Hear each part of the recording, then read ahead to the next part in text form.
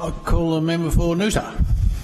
Thank you, Mr Deputy Speaker. The Health and Wellbeing Queensland Bill 2019, as we have already heard, has at its core the establishment of Health and Wellbeing Queensland, HWQ, a new statutory body that takes a holistic approach to health promotion and is a very welcome step in the right direction for the thousands of Queenslanders living with chronic disease. As the committee report reflects, there is a complex array of contributing risk factors that negatively impact on the health of Queenslanders, including socio-economic situations, access to education and resources, including sport, and remoteness, which, of course, are Indigenous communities who are still suffering endemic inequity in health outcomes.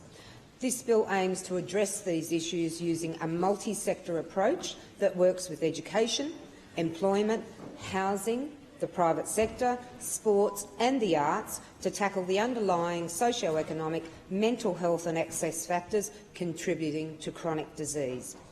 Mr Deputy Speaker, industry stakeholders have shown their support for HWQ as it is an independent entity that allows for cross-sector collaboration within a local, place-based context while bringing Queensland in line with best practice models in other jurisdictions, particularly VicHealth and Healthway WA. Importantly, HWQ is dedicated to implementing long-term strategies, and that's what's really needed, that aim to build and strengthen health promotion plans within communities by addressing health inequality factors. They have also highlighted the key to the success of this model will be in implementing evidence-based decision-making based on needs assessment.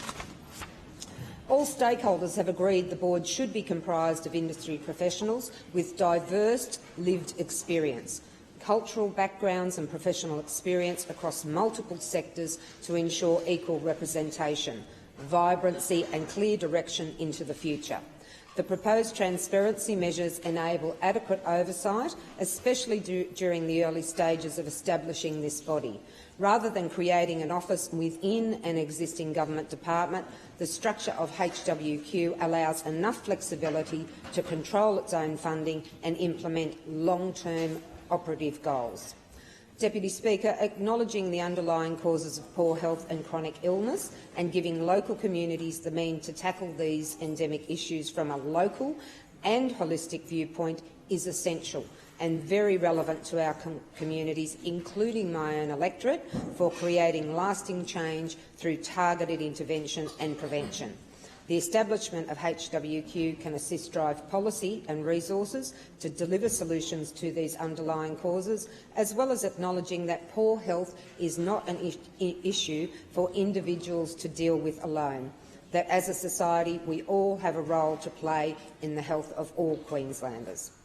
Most importantly, this new body provides the mechanism for what has been needed and requested so often, and that's for our organisations to be able to partner without competing against one another, trying to share in that one funding pool, and for new and existing preventative programs such as the fabulous Life Education Van, complete with the famous Healthy Harold, to potentially expand through these collaborations and secure longer-term funding.